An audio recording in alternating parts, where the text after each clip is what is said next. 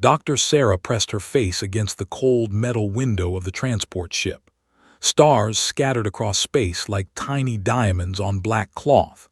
After 6 months of travel, she could finally see her destination. The massive research station called Prometheus VII floated in the darkness ahead. It looked like a giant metal flower with 12 arms stretching out from its center. Sarah had dreamed of working here for years. Scientists from 20 different alien species lived and worked together on this station. They shared knowledge, conducted experiments, and pushed the boundaries of what anyone thought possible.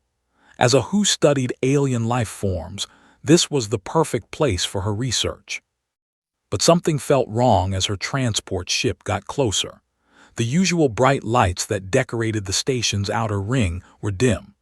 Only emergency lighting flickered in red patterns across the metal surface. The docking bay looked almost empty when it should have been busy with ships coming and going. "First time at Prometheus VII?" asked the pilot, a tall blue-skinned with 4 arms. His voice carried worry that he tried to hide.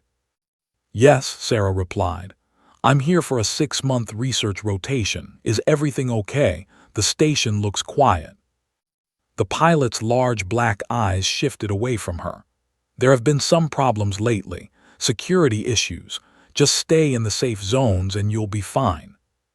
Sarah felt her stomach tighten. Security issues.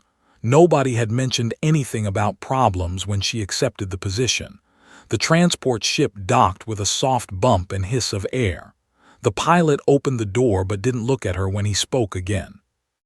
"Good luck, Doctor. You're going to need it." The docking bay felt cold and empty. Sarah pulled her bag over her shoulder and walked toward the main entrance. Her footsteps echoed in the large space. Usually these bays buzzed with activity. Cargo robots should have been moving supplies. Scientists should have been greeting new arrivals. Instead, she saw only a few maintenance workers who kept their heads down and worked quickly. The entrance doors slid open with a whisper. Sarah stepped into the main corridor of Sector 7, where most of the biological research happened. The hallway stretched out in both directions, lit by soft white lights. But again, something felt wrong. The corridor was too quiet, too empty. She heard voices coming from around a corner up ahead. As she got closer, the voices became clearer. They sounded scared and angry. "We can't keep losing people like this," said a deep voice. Sarah recognized it as belonging to Commander, a military officer. They looked like large metal robots, but they were actually living beings with mechanical parts grafted to their bodies. "3 more researchers went missing last night," replied a softer voice. This one belonged to Doctor, a scientist. They were tall, thin beings with pale skin and large heads. They had powerful psychic abilities and usually stayed very calm, but Doctor sounded frightened. Sarah stopped walking and listened carefully. Missing researchers. What was happening here? "The security feeds show them walking toward Section C around midnight," Commander continued. "But they never came back, just like the others."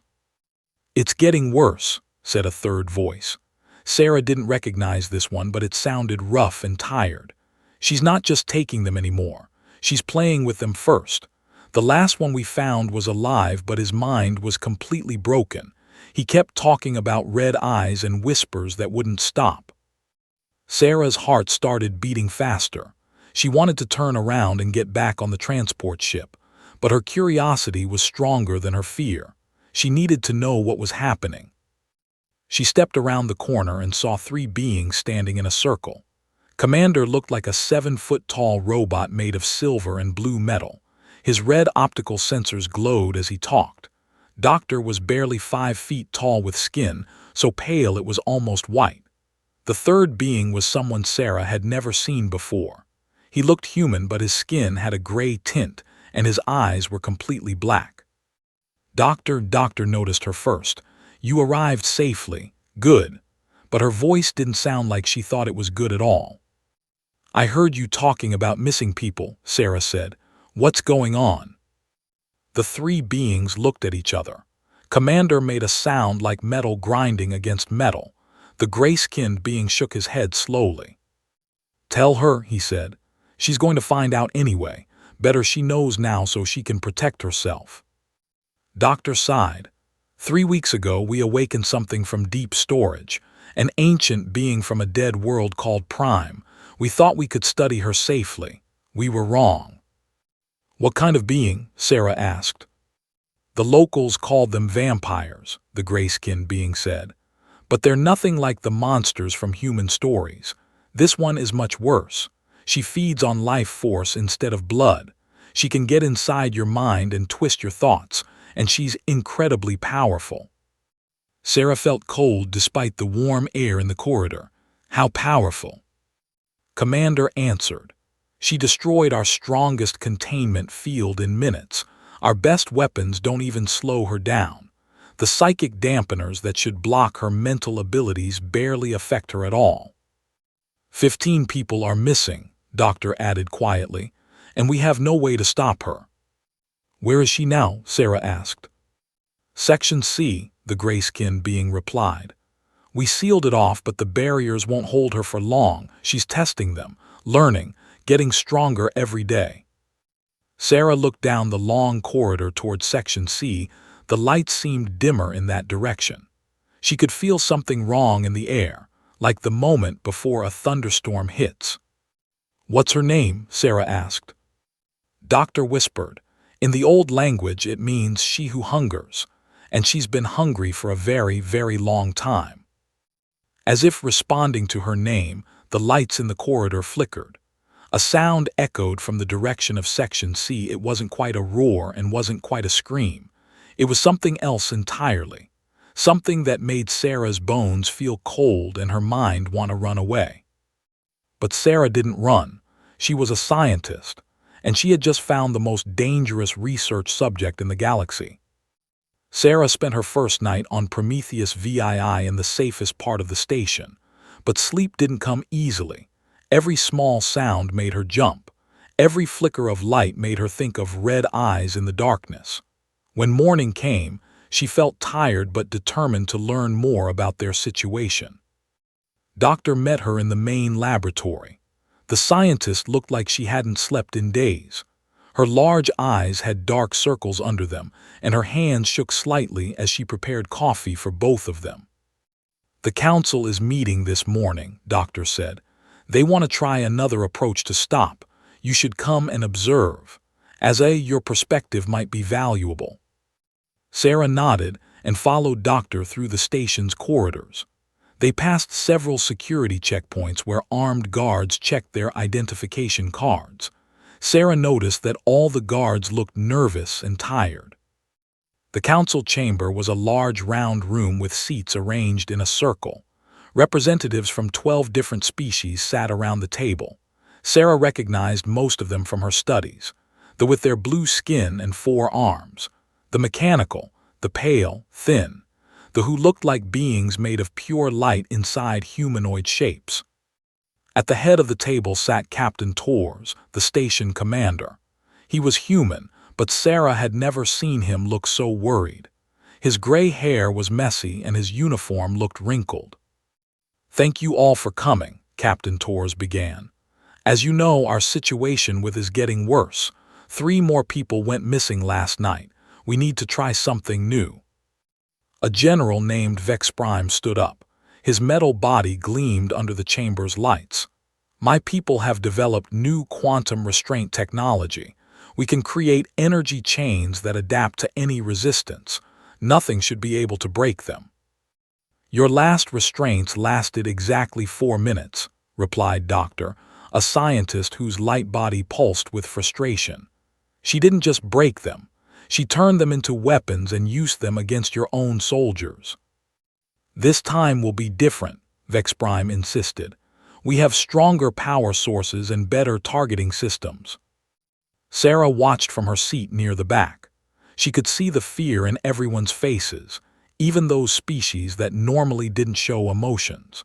The collective representative, a being that shared thoughts with thousands of others across the galaxy, hadn't spoken at all during the meeting. "What about the psychic approach?" asked Captain Tors, turning to the delegation. Dr. Helix, the chief scientist, shook his large head slowly. We tried again yesterday with 5 of our strongest telepaths. The mind is like a storm of rage and hunger. When we tried to touch it, 2 of our people fell into comas. They're still unconscious. Sarah leaned forward. Something about this didn't make sense. What exactly happens when you try to contact her mentally? Dr. Helix looked at her with surprise. You're the new human researcher, correct, Doctor? Yes, and I'm trying to understand what we're dealing with. When we touch mind, we feel overwhelming emotions. Pain, loneliness, anger, but also something else. Something that feels like, he paused, searching for the right words, like someone calling for help, but then the anger takes over and she attacks. The representative flickered brighter. We should try draining her energy. We can absorb power from almost any source. You tried that last week, Captain Torres reminded him. She absorbed your energy instead and became stronger. Sarah raised her hand. Has anyone tried simply talking to her? The room went quiet. Every representative turned to stare at her. Captain Torres looked confused. I'm sorry, Doctor. Did you say talking to her? Yes. Has anyone actually tried to communicate with instead of fighting or containing her? Vex Prime made a mechanical laughing sound. She's a monster human. Monsters don't talk. They only kill. But she's not just killing, Sarah pointed out. You said she's playing with people first. That suggests intelligence, planning, maybe even trying to communicate in her own way.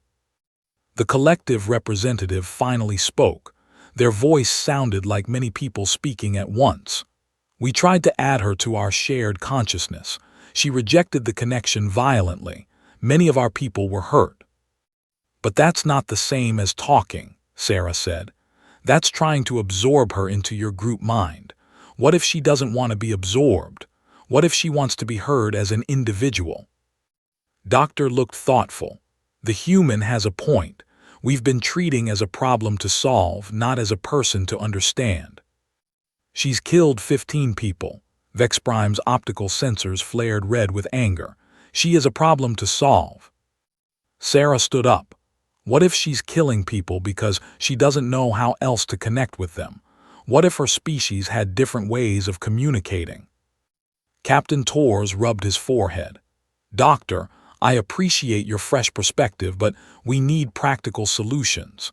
The military is planning another containment attempt this afternoon. General, the commander, nodded her blue head. All 4 of her arms moved as she spoke. We have new tactics. Instead of trying to cage her, we'll use distraction techniques and multiple strike teams. What kind of distractions? Sarah asked. Sound weapons, light patterns, electromagnetic pulses. Things that will confuse her senses while our soldiers move into position. Sarah felt a cold worry in her stomach. What if loud noises and flashing lights make her more scared and angry instead of confused? Then we'll contain her while she's distracted, General replied. The meeting ended with the same plan as always. More force, more technology, more attempts to control instead of understand. Sarah walked back to her laboratory with Doctor, feeling frustrated. They're not going to listen, Sarah said. They're scared, Doctor replied. Fear makes people do the same things over and over, even when those things don't work. That afternoon, Sarah watched from the laboratory windows as the military launched their attack. She could see Section C in the distance through the reinforced glass. Blue energy beams lit up the corridor as soldiers advanced with their new weapons. The attack lasted exactly 7 minutes. When it was over, half the soldiers were missing. The other half came running back down the corridor, their weapons abandoned. General was carried out on a stretcher, unconscious and muttering words in a language nobody recognized. The lights in Section C flickered and went out. Then they came back on, burning brighter and redder than before. Was getting stronger. Sarah spent the next 3 days studying everything she could find about Prime and its people. The station's database had limited information, but what she found made her heart ache with sadness. Prime had been a beautiful world once. The records showed cities that looked like crystal gardens growing from purple mountains. The people were tall and elegant, with pale skin and eyes that changed color based on their emotions. They lived much longer than humans and formed deep bonds with each other that lasted for centuries. But their sun had been dying slowly. Over thousands of years, the star grew dimmer and colder. They tried everything to save their world. They built great machines to capture the last warmth from their sun. They created underground cities. They even tried to move their planet closer to the star. Nothing worked. In the end, they faced a choice: die with their world or go to sleep and hope someone would wake them up in a better time. Most chose to die with their planet. Only a few entered the long sleep in special chambers that could preserve their bodies for thousands of years. Had been one of the last. She was their queen, their leader, their guardian. The records showed that she had stayed awake until the very end, making sure everyone else was safe before she finally entered her own sleep chamber. Sarah read the final entry in the database. It was written by herself just before she went asleep. "I dream that when I wake up, our children will be singing in gardens under a warm sun. I dream that death will not be the end of our story. I dream that someone will remember us with kindness." When Sarah finished reading, she had tears in her eyes. Hadn't woken up to find her dreams come true. She had woken up to find her entire civilization dead. Her world was gone. Her people were gone. Everything she had loved and protected was nothing but dust floating in space. "No wonder she's so angry," Sarah whispered to herself. The door to her laboratory opened and Doctor entered. The scientist looked even more tired than before. "Still studying the vampire queen?" Doctor asked. "She's not a vampire queen," Sarah said firmly. "She's a refugee, the last survivor of a dead world who woke up to find herself completely alone." Doctor sat down across from Sarah's desk. "Even if that's true, it doesn't change what she's doing now. 3 more people went missing last night. Captain Torres is talking about evacuating the entire station." Sarah stood up and began packing around her laboratory. "What if we're thinking about this all wrong? What if she's not trying to hurt people?" "Sarah, I appreciate your compassion, but she has killed 15 people." "Has she?" Sarah stopped packing. "Have you actually seen any bodies?" Doctor looked confused. "Well, no, the people just disappear. We assume they're dead because they don't come back." "But what if they're not dead? What if she's trying to connect with them and doesn't know how to do it safely?" "What do you mean?" Sarah pulled up a holographic display from her computer. It showed a map of the station with red dots marking where people had disappeared. "Look at the pattern," Sarah said. "She's not taking people randomly. She's taking the loneliest ones. People who work late shifts alone. People who don't have many friends. People who are isolated just like she is." Doctor studied the map. "You think she's trying to find companions?" "I think she's trying to find family," Sarah said softly. On her world formed deep emotional bonds, but they probably had ways to do that safely. She doesn't know how to connect with other species without hurting them. "Even if that's true, we can't let her keep taking people." Sarah nodded, which is why someone needs to talk to her, really talk to her, not try to control her or contain her, but listen to what she needs. "They tried telepathic contact. It nearly killed them." "Because they tried to force their way into her mind," Sarah said. "What if someone approached her differently? What if someone went to her voluntarily and let her make the first contact?" Doctor's pale skin went even. "You're talking about suicide, Sarah." "Maybe not. Think about it. Everyone who has tried to contact has done it from a position of aggression or control, military force, psychic assault, energy draining. What if someone approached her with genuine compassion? She would kill them. Or maybe she would finally have someone who understood her pain." Doctor shook her head. "Captain Torres would never allow it. The council would never approve such a risk." Sarah smiled sadly. Then I guess I won't ask for permission. That night, Sarah prepared carefully. She studied everything she could about culture and language. She practiced basic words and phrases. She read about their customs and beliefs. Most importantly, she thought about what she would want if she woke up to find everyone she loved was gone. She would want someone to acknowledge her loss, someone to treat her like a person instead of a monster, someone to help her find a reason to keep living. Sarah left her quarters at midnight when the station was quietest. She avoided the security checkpoints and took maintenance corridors toward Section C. Her heart beat fast with fear, but her mind was calm and focused. The barriers that separated Section C from the rest of the station were impressive. Energy fields, physical walls, and sensor networks all designed to keep contained. But Sarah had studied the schematics. She knew about the old ventilation system that connected the sections. It took her 20 minutes to crawl through the narrow metal tunnels. When she finally emerged into Section C, she found herself in a corridor that looked like a war zone. Scorch marks covered the walls. Broken equipment lay scattered on the floor. The lights flickered with an eerie red glow. Sarah stood up and brushed dust off her clothes. She took a deep breath and called out in the ancient language she had been practicing. I have come to speak with you. I know about your world. I know about your loss. I am sorry for your pain. For a moment, nothing happened. Then the lights went out completely. In the darkness, Sarah heard footsteps approaching. They moved with fluid grace, like water flowing over stones. A voice spoke from the shadows, speaking perfect English but with an accent that sounded like music. Another one comes to cage me. Another one comes to steal my mind. Why should this one be different? Because, Sarah said, trying to keep her voice steady, I didn't come to take anything from you. I came to give you something. What could a small human give to one such as me? Understanding, Sarah said simply, and maybe, if you'll let me, friendship. The footsteps stopped. In the silence that followed, Sarah could hear her own heartbeat echoing off the metal walls. The darkness around Sarah felt alive. She could sense movement in the shadows, but couldn't see anything clearly. The air itself seemed to whisper with voices she couldn't quite understand.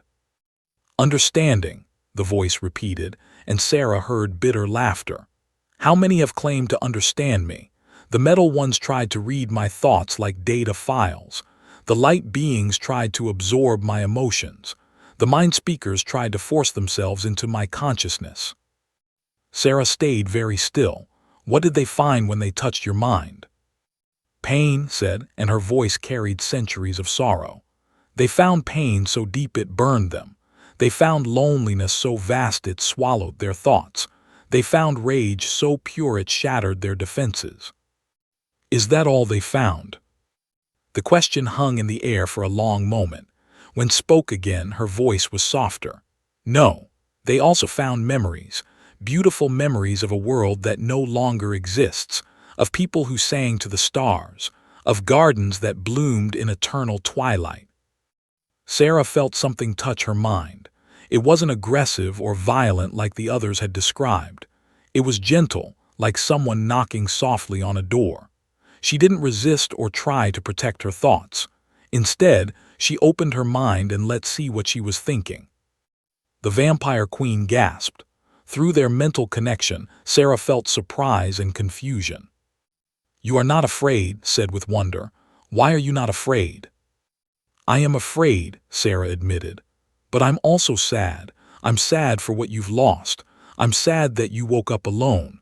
I'm sad that everyone has been trying to hurt you instead of help you. The mental touch grew stronger. Sarah felt consciousness wrapping around her own like cold water.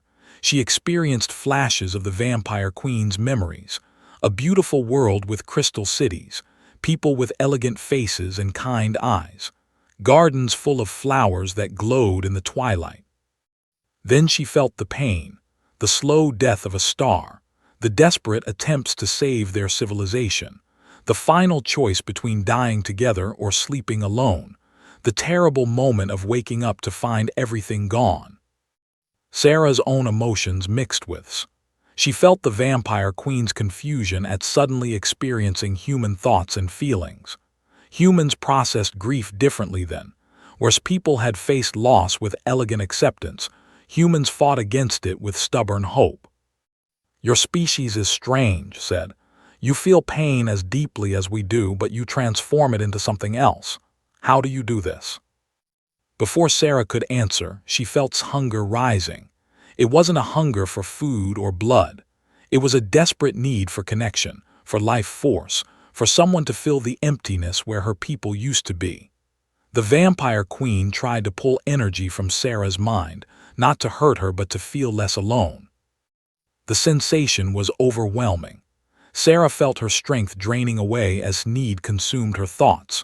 She wanted to pull back, to protect herself, but she understood that this was what had happened to all the others.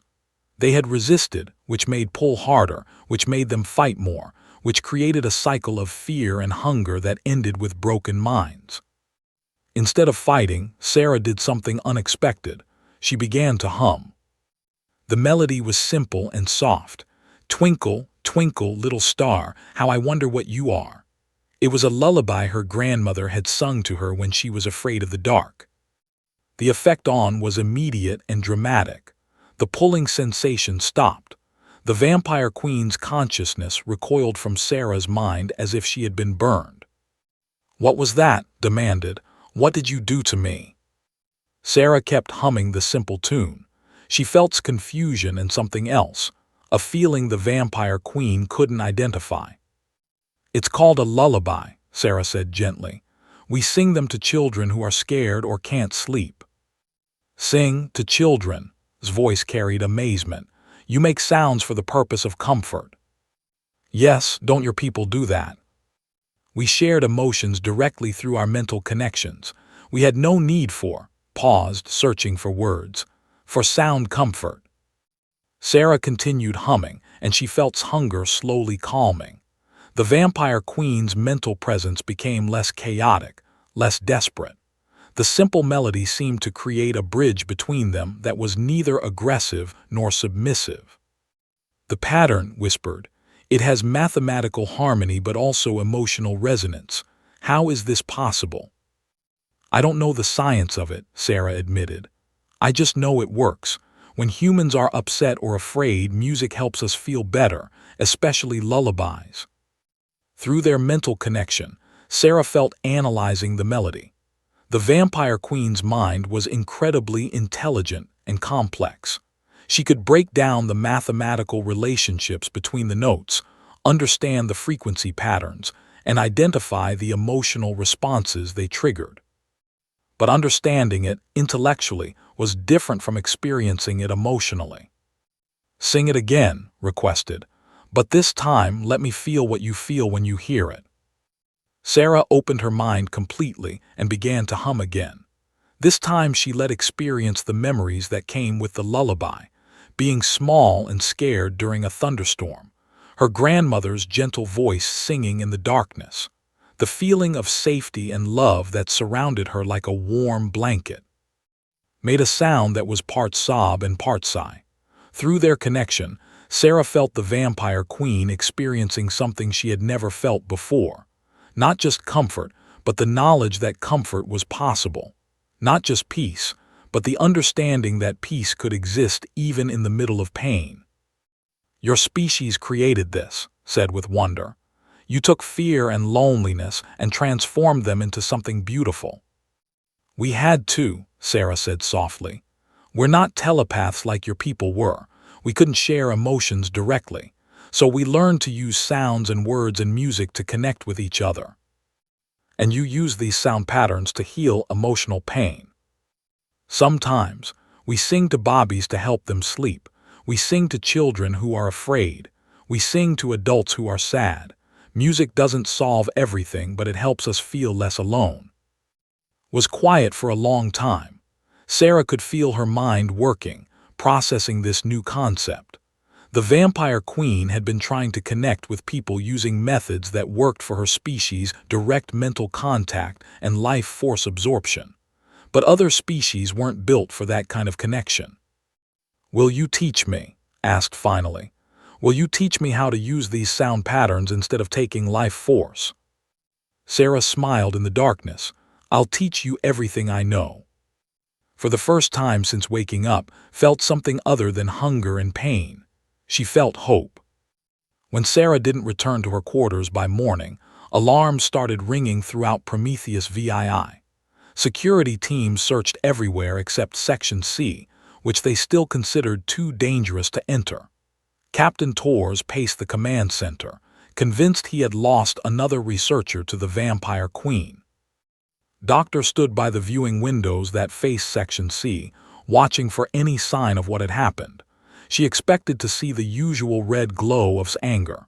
Instead, she saw something strange. The lights in that section were steady and white, just like the rest of the station. "Captain," Doctor called out, "something's different. The energy readings from Section C have changed." Captain Torres joined her at the window. "Changed how?" "They're calm, stable. I've never seen readings like this since woke up." Before the captain could respond, his communication device beeped. An impossible voice came through the speakers, Sarah's voice, clear and unafraid.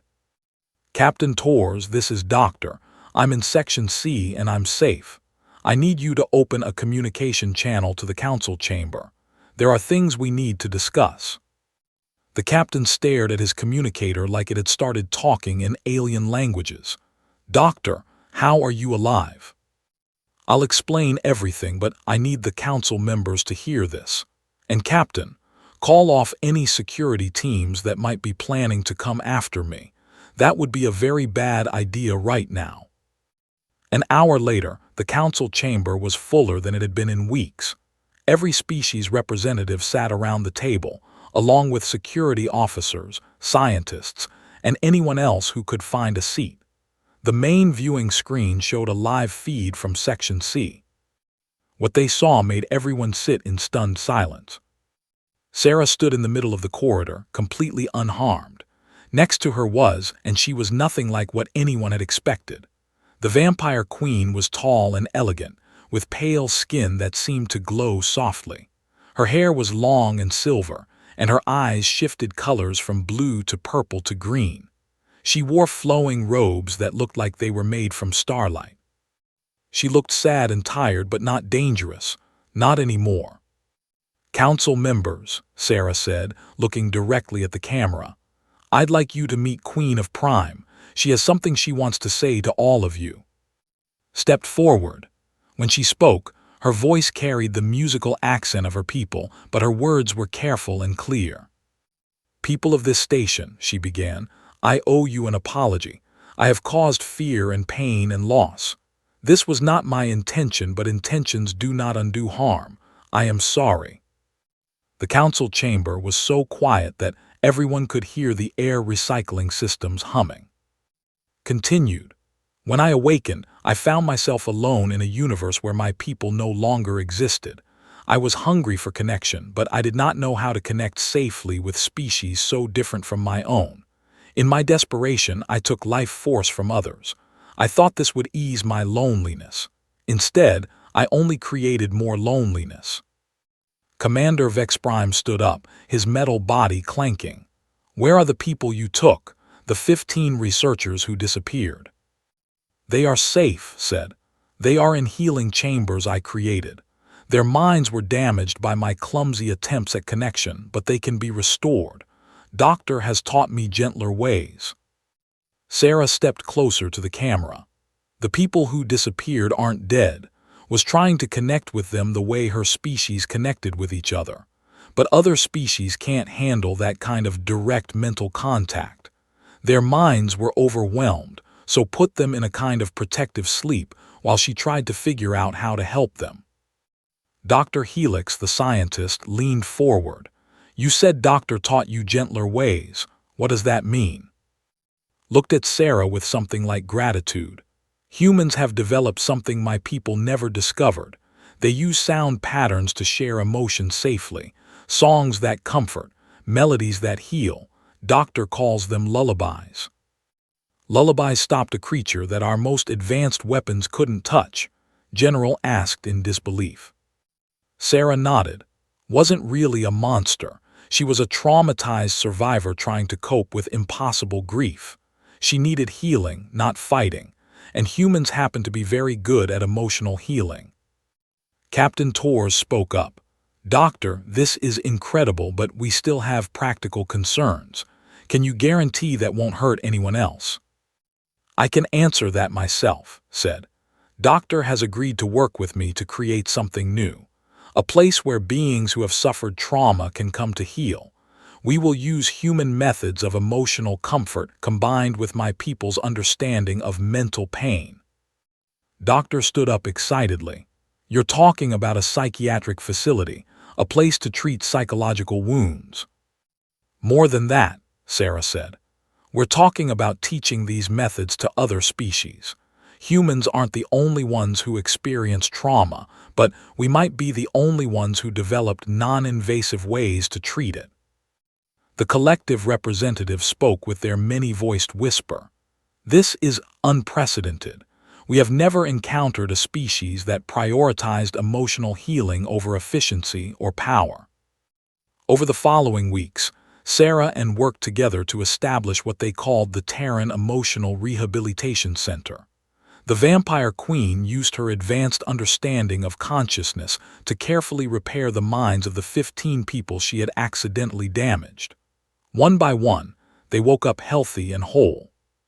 Sarah taught dozens of human songs and lullabies. She explained how different melodies could calm different types of distress. She showed her how humans used music, art, and storytelling to process grief and find hope in dark times. Learned quickly. Her powerful mind could understand the mathematical relationships in music, but more importantly, she began to understand the emotional relationships. She learned that humans didn't just use lullabies on children. Adults sang them too when they needed comfort. Entire cultures had developed different musical traditions for healing. The center's first outside patient was a soldier who had been suffering from combat trauma for decades. His people had no concept of psychological healing. They simply replaced damaged mental circuits with new ones. But that didn't address the underlying emotional pain.